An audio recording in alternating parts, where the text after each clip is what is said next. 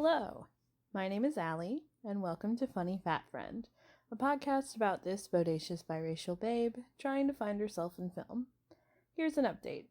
We have been protesting here in Louisville for 113 days for justice. I'm continuing to highlight organizations leading the way in racial justice and equity, and today is Give for Good Louisville, which is the biggest day of local giving in the city. When you give to participating nonprofits today, your donation goes farther because it contributes to additional funding provided by community partners that are matching and giving based on the amount of unique donations that these organizations receive. So even giving a few bucks goes a super long way for securing an extra $1,000, for example, for that organization. Some of the organizations I'm giving to are Change Today, Change Tomorrow, River City Drum Corps Cultural Arts, Decode Project, and Young Authors Greenhouse. Give or help fundraise at giveforgoodlouisville.org. Okay, so we have made it to the second film in this Out of This World series. I'm sorry, that joke was trash, but it felt like it needed to be made, you know? Okay, so today we're doing Men in Black 2. This film came out in 2002, so it took 5 years between the original and the sequel. So that makes sense. With the visual effects, it makes a lot of sense. It had a budget of $140 million. It made $441.8 million. So it's still a success. Didn't make as much as the original. That makes sense. Sequels, we don't always love them. And this one, I think I have seen Men in Black 2 more than I have seen Men in Black. And, but I saw it more when I was younger. So I haven't seen it. Oh, geez, I don't even know. Maybe even longer of a time since I've seen Men in Black. Did that sentence make any sense? I don't know.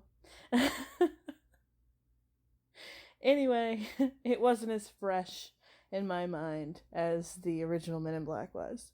So I was surprised by a lot more than I expected to be in this film. But anyway, yeah, let's just talk about it. Okay, so we open, and in kind of a similar way, we get like a rural landscape, like in the original. In the first Men in Black, it's more of a rural landscape. And we have a pup barking into the night. His owner comes up. His name is Harvey. And I'm sure if you're a person that has ever been on the internet, you have seen this video of this dog running. And chasing like all these cows. Or is it deer? I don't remember. I think they're cows. Yeah, it doesn't make sense for them to be chasing deer. Well, it's okay. There's a dog chasing these cows. And you hear off screen a man screaming, Fenton, Fenton, Fenton. But it gave me that feeling of this man screaming for Harvey.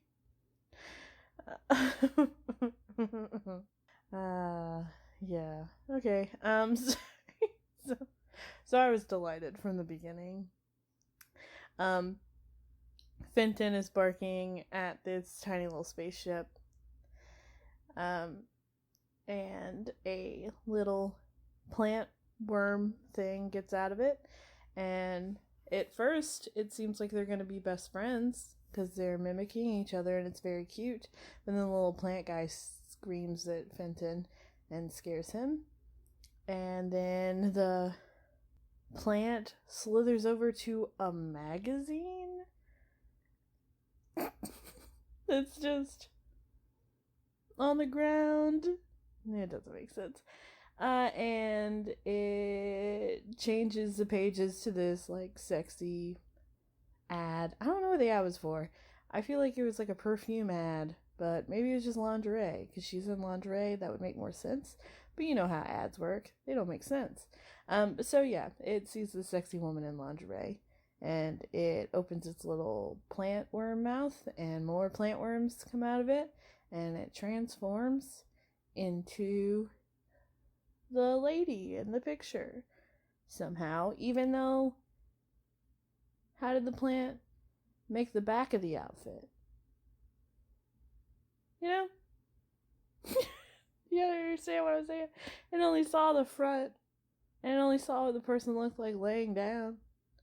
It's okay. It doesn't, I don't know. It's a smart plant. It knows what's up. It's been to the earth before. We find out later. So that's what it is. I'm being too hard on it. Okay.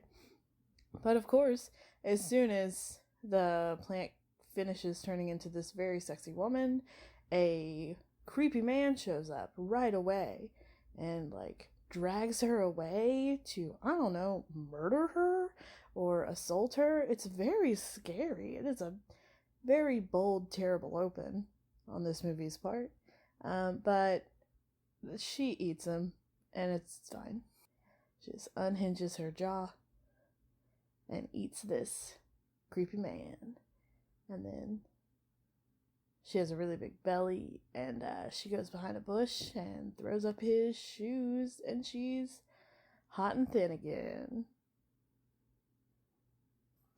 I'm sorry. I have to already apologize. I didn't like this movie very much rewatching it. And I feel so sad about it, and I know that a lot of you are going to feel sad about it because you like this movie, and I also liked this movie. But it's it's kind of bad. Oh. It's really disappointing. It's not very good. Oh, sorry. I'm sorry, everybody. So this one's gonna be not as fun. It's gonna be still fun. It's still fun, but like we're gonna tear it up a little bit. So here we go. All right. So yeah, that thing happens and it doesn't make sense. It's stupid. All right. But luckily, Agent J shows up. Here we go. We cut to Agent J and his new partner, which is Kronk. I don't remember that actor's name, but he is the voice of Kronk. And I think, was he the Tick? I think he was the original Tick. He's great. He's got an amazing voice. He's a great guy. I love him. But yeah, he's his new partner. And they are in New York City, standing outside of a subway grate. And there's a little plant, a little flower, that they're both talking to. I should have written down the name of the plant that they were talking to, but Kronk makes a mistake and is like being too aggressive with it, and it turns out it's a giant worm that lives in the subway, and yep, and it attacks him. And then Agent J has to save everybody's lives, as one does, and he saves everybody from the giant worm, gets the giant worm back where it needs to be.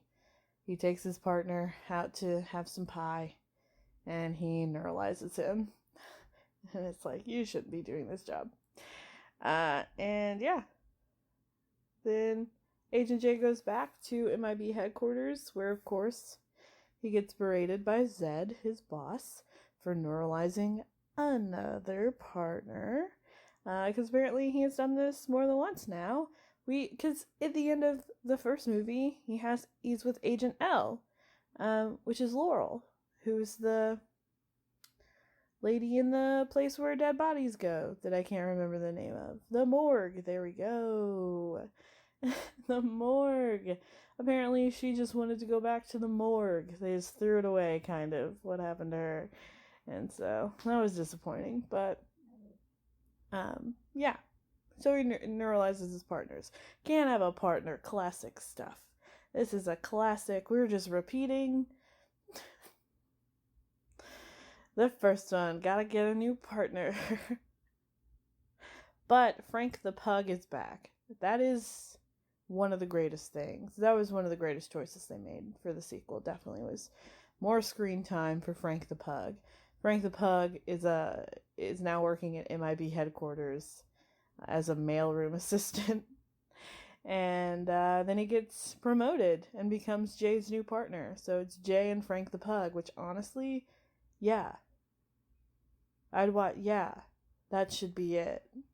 That should have been the choice for the rest of the movies instead of what they did.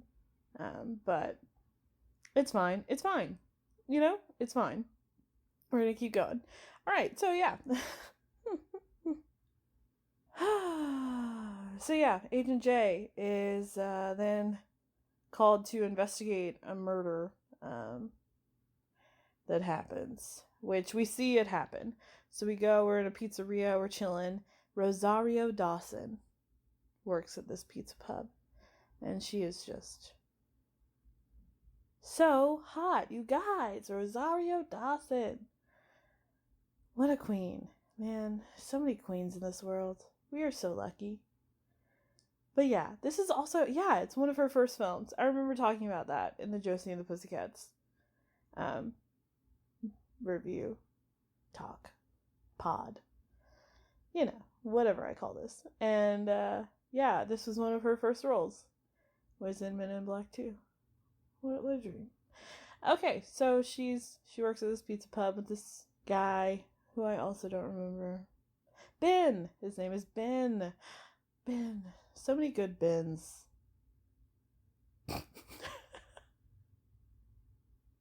know that was a weird statement for me to say. In my mind, I was thinking of Uncle Ben from Spider-Man, but I never said that out loud. So instead I just said, there's so many good Bens. We out here, it's fine. Okay, so yeah, Ben runs the pizzeria, and he has made Rosario Dawson the employee of the month, and it's very cute. And she goes to get some Mountain Dews from the basement. When she comes upstairs, the plant woman, the sexy plant lady, is there with her new henchman, Johnny Knoxville. Honestly, though, Johnny Knoxville does a really good job. He, I cannot name anything else that he's been in that I would say is him doing a good job as an actor besides this. Because he actually does a really good job. He's an alien that has a second head that comes out of his backpack. So really he had to play 2 roles. And that's really hard. But he does a great job. He's like a goofy guy. A good old goofy sidekick guy who's bad. But not that bad. He's just weak. He's just following orders. Because he's a weak little guy. So yeah, they're there and holding Ben hostage, asking for information about the light of Zarlon? Zartha? The light of Zartha. That's what she wants. She wants the light of Zartha. I guess I also forgot... The movie starts with this, it looks like the Twilight series, or the Twilight Zone. Oh geez, the Twilight series. This movie's impeded my life. The Twilight Zone. It opens with an episode of the Twilight Zone type movie show thing. Talking about a case Men in Black had, where this villain shows up. Serlina comes and wants the light of Zartha, and Men in Black is like, don't do that. And the people who have the light of Zartha are like, please keep it safe here. And they're like, nah, we gotta stay neutral. And Serlina These are hard. These names are hard. It's okay. All right. I just gotta get it together. Here we go. So, Serlina wants the light. The Men in Black say that they're going to be neutral and they're not going to host it on their planet. Serlina goes and chases after the light. And the Men in Black save us all from extinction because we don't keep the light. It was bad exposition. I didn't remember it because it was bad exposition at the beginning of the movie. I can't even really remember if that's... I think that might be how the movie full opens. And it's not with that dog. I don't remember. I can't... It's not in my notes like that. I think, yeah, I just full, blacked it out. Which makes sense because they show it again in full. That episode. Or, that scene. I guess it's an episode. It's a really short episode. Now that I'm thinking about it. But they do. They show it again in full. So I guess they knew also that I wasn't going to remember that happened at the beginning of the movie. And they needed to show it to me again. But so yeah, sorry. This one is very chaotic. This is very messy. I don't know. I can't remember. Right, so we're in the pizzeria. Serlina, the sexy woman lady, is holding Ben, the owner of this pizzeria, asking where the light is, because I guess for some reason he knows. And when he says that she's never gonna find it, that it's leaving the planet at midnight the next day, she cuts him in half. And they leave. So Agent J gets sent to the crime scene with his new guy, Frank the Pug, in his little suit. Frank the Pug does wear a little black suit, and it is everything that anybody could ever want to see. It's so cute. Oh my gosh, it's so cute. Okay, so they go to the pizzeria to investigate. Rosario Dawson is there, which at some point I'm going to remember her name. Laura. Oh, they're all named Laura and Laurel? Come on! Are you serious? They could come up with Zartha and Serlina, but all the women in these movies are some variation on the name Laura?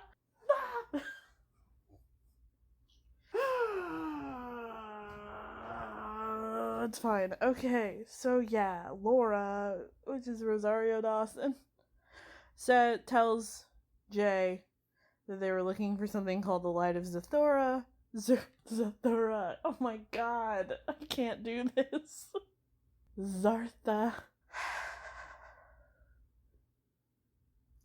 Which is really all the information that he needs. So he's like, okay, cool.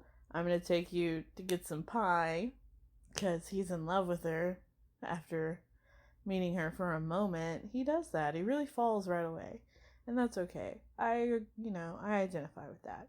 It's easy to fall in love. So he takes her out and he's going to neuralize her. And she's like, oh, okay. You can do that. That's fine. I understand. But he doesn't. Because he wants her to remember him, obviously. Because he's in love with her. So she gets to just keep her memories because she's super chill. She is super chill about everything that has happened. She is eerily chill about her person she's known her whole life getting zipped in half. Them talking about Men in Black stuff. She's like, cool, alright, yeah, that's fine. So, cool. Alright, great. So then he goes back to MIB. Nick Cannon is in this movie. Nick Cannon works at MIB. He's just around. At one point we see him. That's pretty fun. But yeah, so Jay tries to find out more about the Light of Zathura, and all he can find out is that it's important. And that's all that we get to find out, is that it's powerful and important, and that's all. And we also find out that one of the people who knows the most about it, who is like there at the initial like landing of the Light of Zathura on Earth, was Agent K, his old partner, Tommy Lee Jones, super hot hottie. So hey, we gotta go see him. He gets to come back. That's how we get him back in the movies. So, but there's an issue, obviously. He is neuralized. He doesn't have any memories. He's living his best life. It's been 5 years. Alright, so it's real time. So we now know that the original Men in Black was set in 1997 when it came out. And this one is set in 2002 when it came out. So that's kind of interesting. I guess. I don't know. Okay.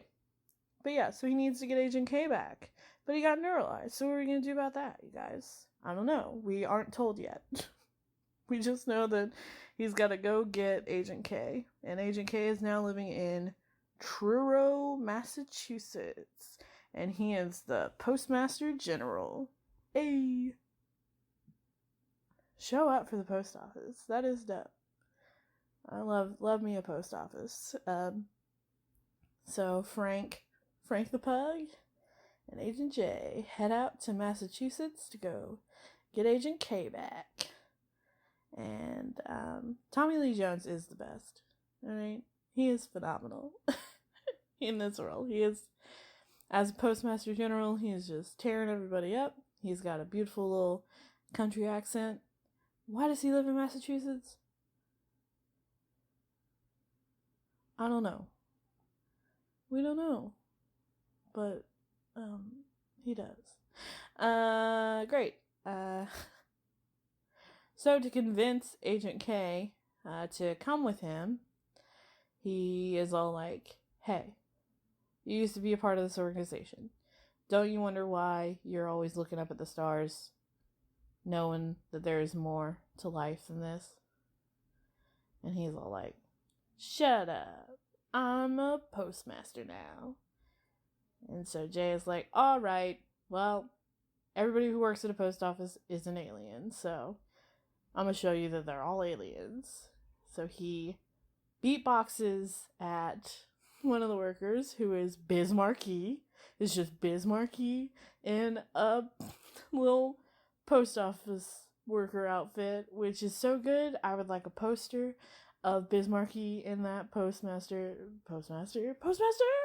the post office postal worker. That's what I'm looking for. Postal worker outfit. I really, really, really like that.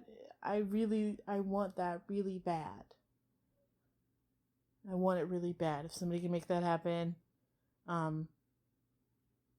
you can have whatever you want. You can just come into my room and take whatever you want. Cool? Thank you. Okay.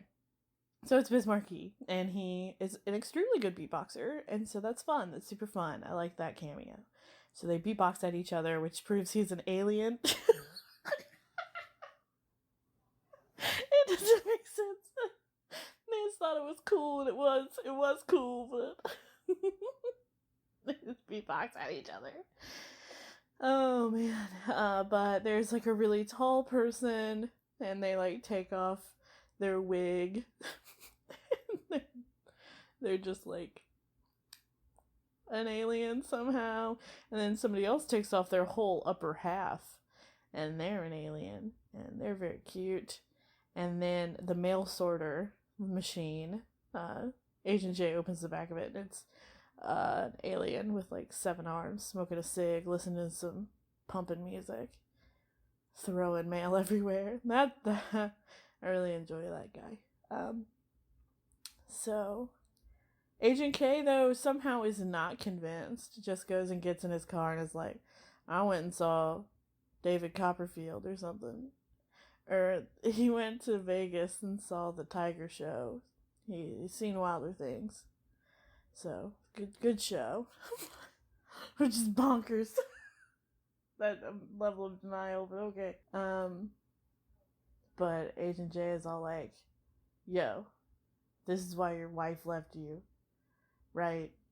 So you want to go figure out why your wife left you since you're so into this star stuff. And he was like, I'm mad at you, but okay, yeah. So we find out that his wife left him. That's sad. And so, but he has no attachment to the outside world anymore. It's convenient for our plot to move forward. So Agent K then is like, okay, fine, yeah, let's go figure it out. They go back to MIB headquarters, and everybody is so stoked to see Agent K. They're just like, whoa, you're a legend. Whoa, we love you. We do not respect Agent J at all. Agent K, you are the mans. It's basically what we get from everybody. We also walk in to see Zed talking on a video call with Michael Jackson.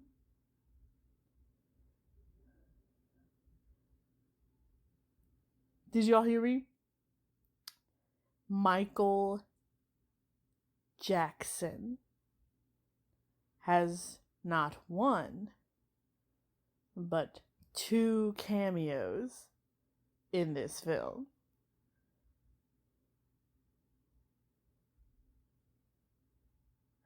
Alright, so I don't really want to talk about that anymore. We're going to keep on pushing. So, yeah, they have to get Agent K his memory back. Turns out there's a deneuralizer. Which is, why not? That's fine. That's a fine name. Yeah, what was the names? They're so inconsistent with creativity of names. I don't understand. I don't know. It's fine. So they take K to the deneuralizer. Just like a white pod. And he goes and he gets into it. And he's about to get deneuralized, but then suddenly an alarm goes off. And it's Serlina. She has attacked. Charlie is Johnny Knoxville's name. And his second head is Scrad. Which it should have been Chad. That'd be funny. But it's not. It's Scrad. So they have taken over MIB headquarters. They've come in and taken it over. And so they can't finish deneuralizing Agent K. They flush themselves out of the room, which is some interesting, very odd evacuation procedure that MIB has. And it zooms out of the room and it looks like a toilet bowl. Some blue water comes in and flushes them down a hole, and they end up in the middle of Times Square. And my favorite line does now come from Agent J, talking about getting flushed. He's talking to Agent K, and he's like, yeah, you were always, flush me, Jay, flush me. I like that. I might make that a shirt. I think I'm probably going to make it. I'm going to make a shirt that says, flush me, Jay, flush me.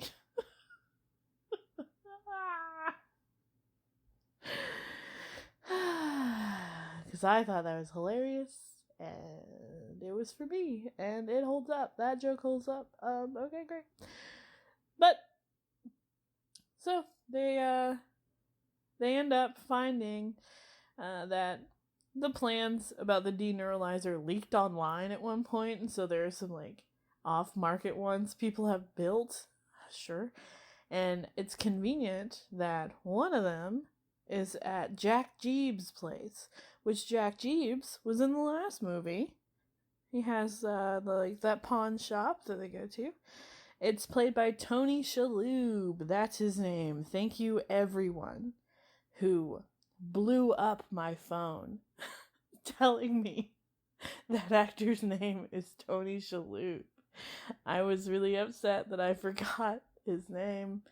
Again, thanks everybody. It's Tony Shalhoub. One more time, Tony Shalhoub. We love him. But it's Tony Shalhoub. And he has a deneuralizer in his basement, conveniently. And so, great. We go back to MIB headquarters to see Serlina and her plan getting hatched. She releases a bunch of prisoners which apparently there's just a prison at MIB headquarters of the worst aliens. So she gets them all out and is like, yo, go get Agent K for me, please.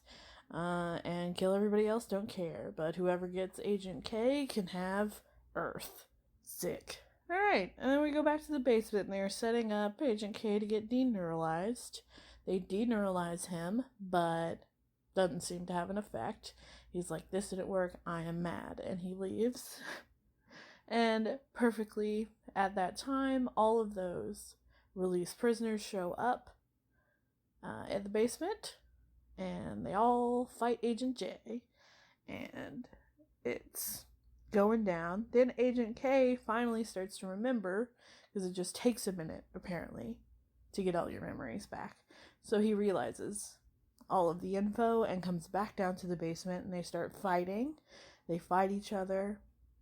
The aliens all start to lose.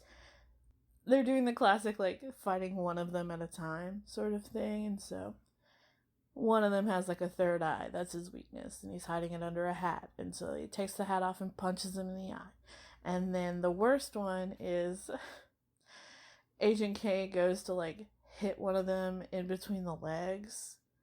Like, it's a guy, so hit him in between the legs. But then Agent J is like, no, he's a Ball-Chinian.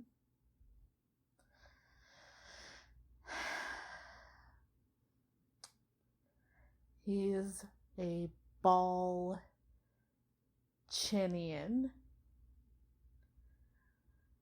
So Agent K takes the scarf that the alien is wearing around its neck off to reveal a set of massive balls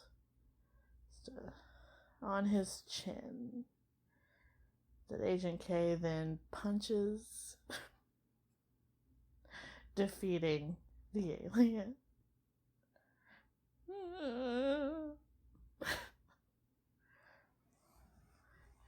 Oh.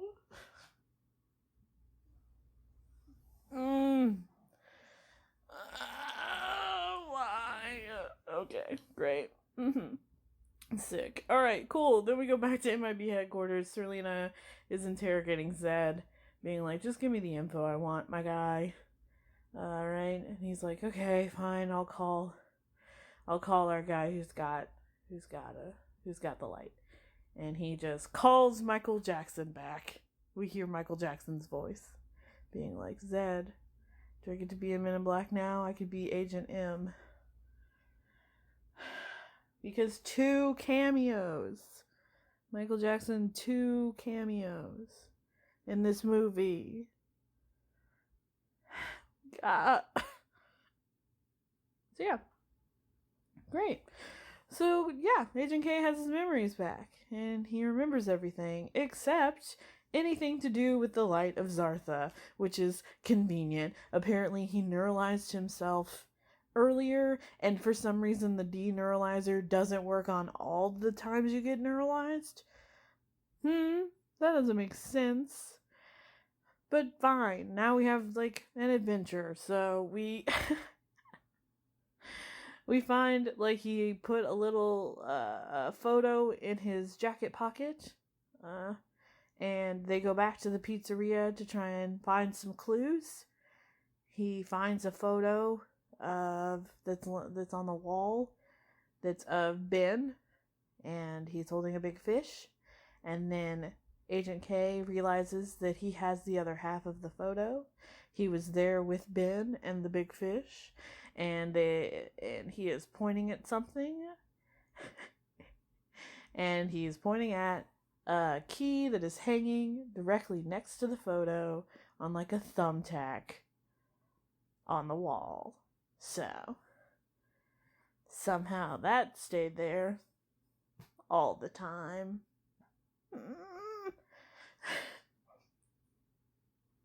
But it's okay. We have Laura is back now too, also to talk to them. And Agent K is like, oh, fun, you didn't get neuralized? Cool. And when Agent J and K are in the car going to drive to Grand Central Station, because that's what the key is for a locker at Grand Central Station. Agent K is all like, did you tell her that you love her? Because you love her, that's why you didn't neuralize her. And it's like, geez Louise, everybody is so dramatic, alright? They know what real drama is. They're fighting aliens. Why are they... It's not... Oh, it's fine. It's fine. Yeah. So cool. They go to the Grand Central Station. And, well, no, first they have to take Laura to a safe place. So they take her to an apartment, and we see in the apartment that it's the Worms. That's what they're called. I talked about them in the first one. It's these little guys that have their own language, and they drink coffee and laugh a lot. Well, they have their own apartment. They got kicked out of MIB for stealing, I guess. And they have their own little apartment that has an in-ground hot tub inside. It's bonkers. It's a bonkers place. But they leave Laura with the Worms. And he's like, hey, don't fall asleep. Because I guess they're going to assault her or something. I don't know. It's really scary. There's a lot of scary, like, sexual assault jokes that get made in this movie, and that's not good. Yeah, so Laura gets left with the Worms, which the Worms are funny. And they're neat to look at. They're really cool puppets. And the effects on them are really incredible. That deserves praise. And there's my praise. There it is. You're welcome, whoever, if you care and are listening to this. Cool. So now they go back. Now they go to the Grand Central Station now that Laura is safe with the Worms. They go to Grand Central Station. They open up the locker. There is an entire city of these little, like, little bears? I don't know what they are. They're like, there's little cute, fuzzy guys. They're aliens. This is a city full of little aliens living inside this locker. And they all are like, oh, it's Agent K, our god, you have returned.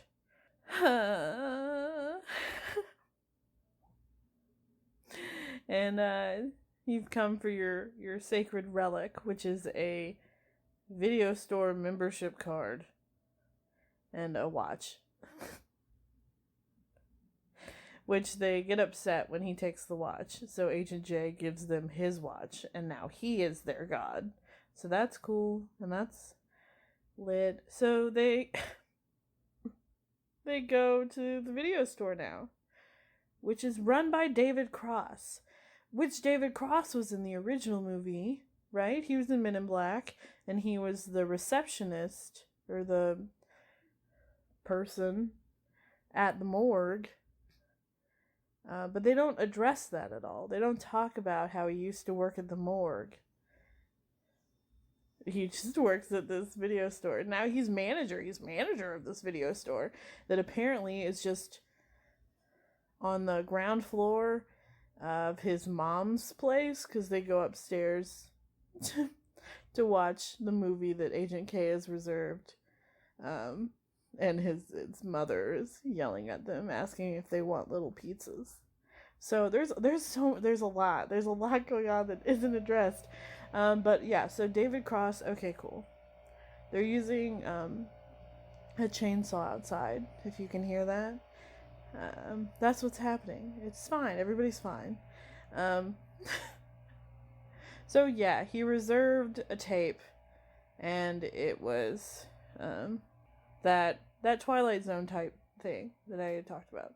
So they all watch it together. And David Cross seems to just, like, know about Men in Black. He just is fully subscribed to them being a thing. So they all watch that episode. And we watch it in full again, telling the tale of the Light of Zartha, which is Queen Lorana. Lorana? Seriously? Her name is Queen Lorana. Laura Anna. I I can't do it. I can't. It's dumb. Okay, so yes, Queen Lorana entrusted the men in black with safeguarding the light from her nemesis Serlina, who followed Lorana to Earth.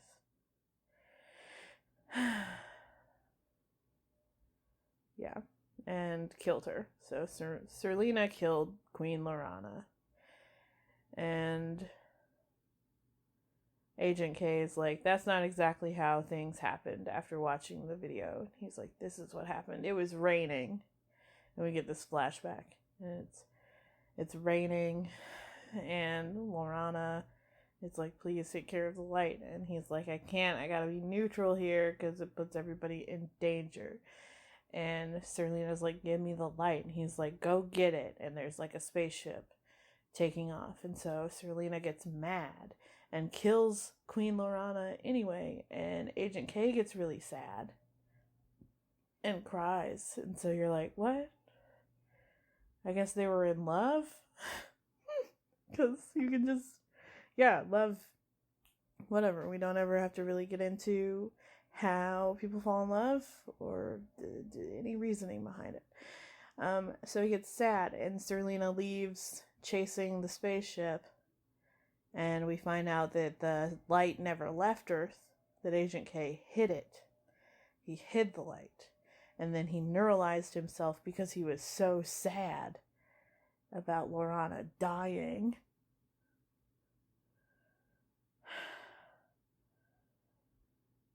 And it also would make it so he'd never reveal the hiding place of the light. So that's sad. But yeah, so obviously he still can't remember.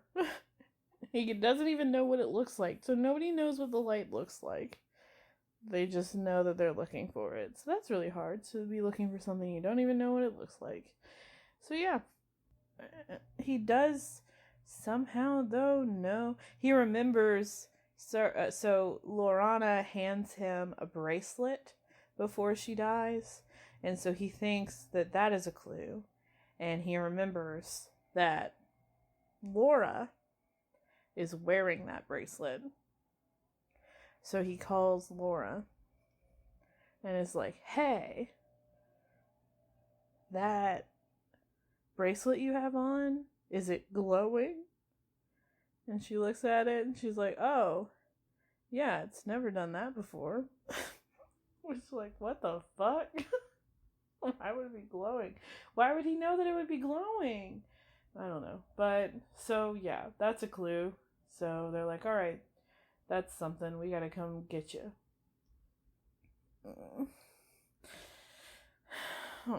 And for some reason also, we now find out that if the light doesn't leave Earth, the Earth will be destroyed. So they have until like midnight to get the light off of Earth, or else it will be destroyed. I guess it'll explode. I don't know. That wasn't really explained, or maybe it is and I don't remember, so I'm sorry. But I feel like it wasn't. I don't think it was. Yeah. He just... Oh no! It's just something he remembers. He just remembers when he's watching that video. He's like, oh, it's gotta leave or else it'll explode. I don't know. Alright, cool. So, they go back to the Worm's apartment and they find out that Laura has been captured by Serlina. And the worms are all a little chopped up, beat up. But luckily, they can just put themselves back together. And so, now they've got this whole little crime-fighting team. And they go back to MIB to counterattack. There's a very creepy man who is very tall named Jara, who hates Agent J. And they fight.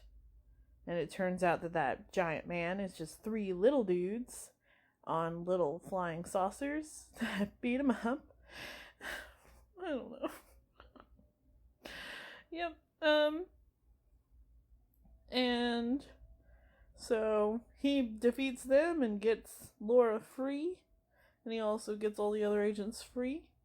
And they go meet up with Jay, and they go get in the car, and they leave. But then Serlina starts to chase them in a spaceship, so now they are in New York, being chased by a spaceship, and Agent K is driving and hits a button to go on hyperspeed, and it turns their car into a spaceship. But to drive the car, it has a PlayStation controller pops out. So obviously Agent K doesn't know how to drive it, and it's so funny. So Agent J has to take over flying, of course. And they go down into the subway, because we have a callback to knowing that Jeff is down there. That's the name of the worm. The worm that lives in the subway is named Jeff. And Serlina gets eaten by Jeff. So that's fun. And then they figure out that the bracelet that Laura is wearing is like a little homing device. And they're able to follow the light to a skyscraper where there's a ship on top of it to transport the light back to Zartha. Which is great. And we're like, well, what is the light? Like, is it the bracelet? And then Agent K is like, no. It's Laura. Laura is the daughter of Laura Anna. No way. And she is the light.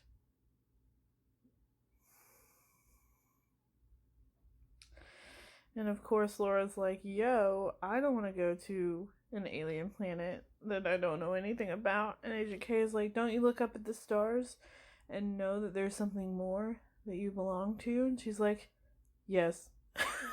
So she gets into the spaceship. Oh my god. And Agent J is sad. And it starts raining because apparently that's a power she has, or the Zarthinians have, is it rains because they're crying. They affect the weather, so that's sad. Oh.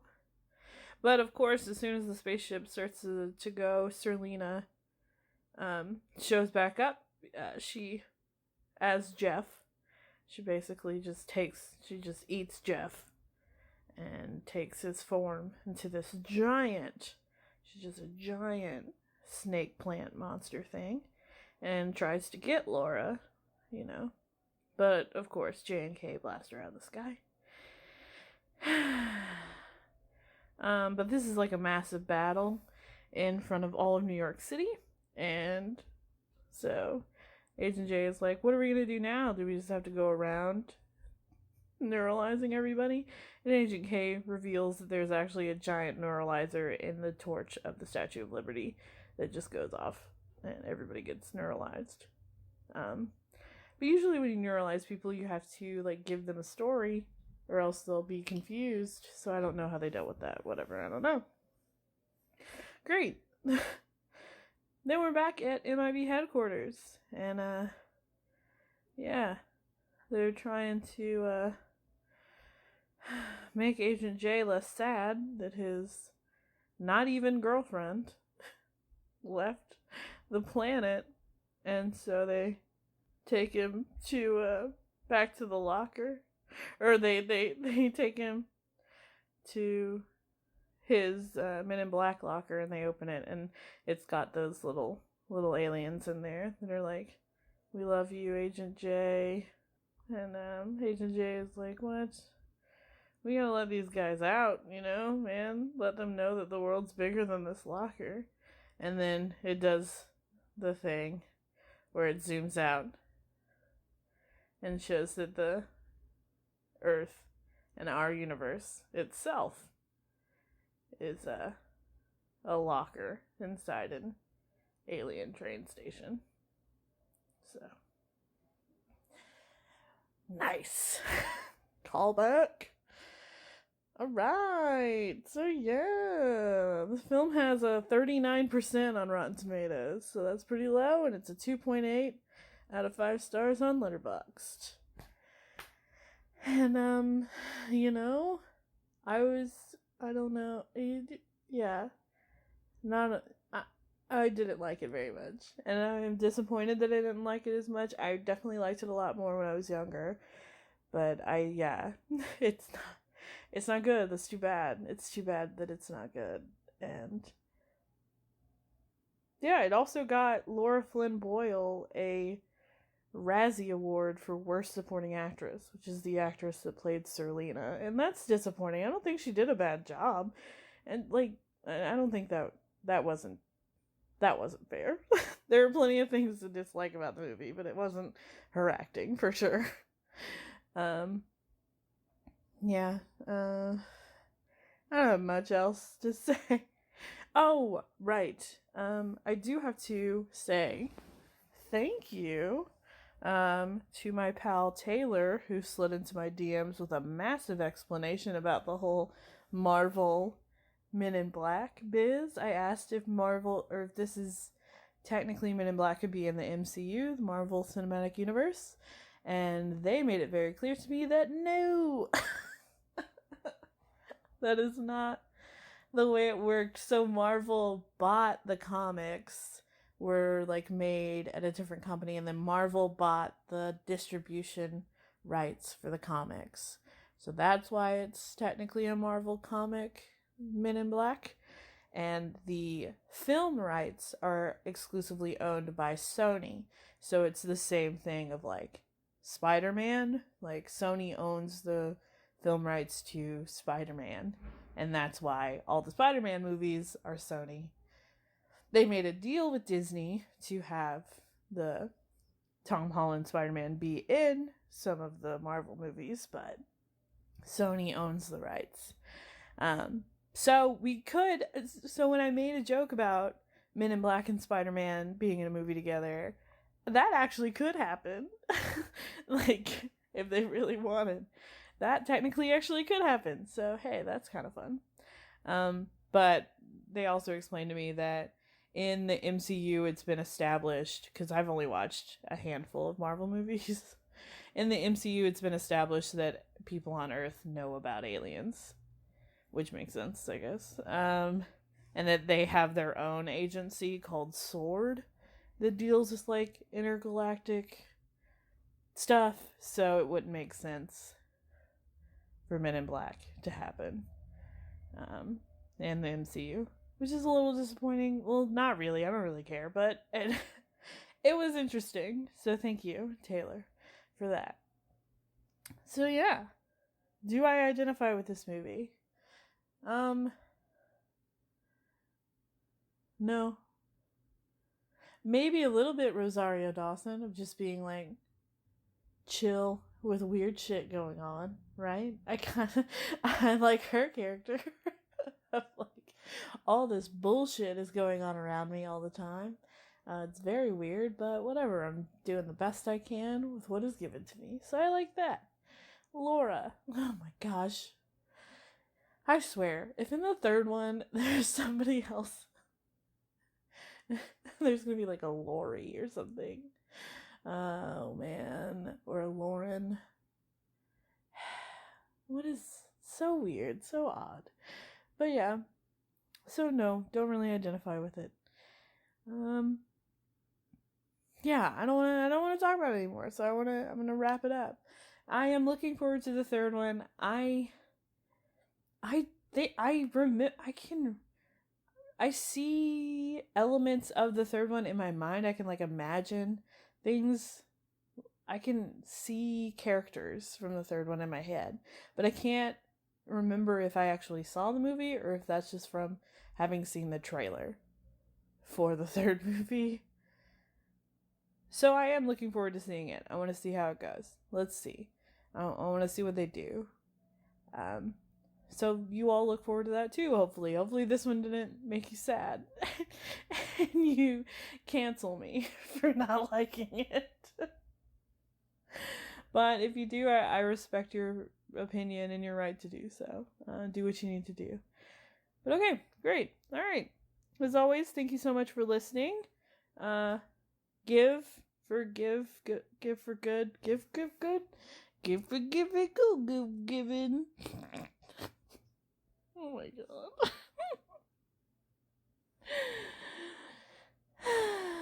Yeah. Give for Good Louisville today. And if you're listening to this after the 17th, then still give to nonprofits. It's still, you can still go to the website and see the organizations that participate in that sort of thing. It's a great resource for finding organizations that match your passions to give and volunteer for. Yeah, I love you all, and we have to save the post office. All right. I've been your friendly neighborhood fat friend, Allie. I'll talk at you next time. Bye.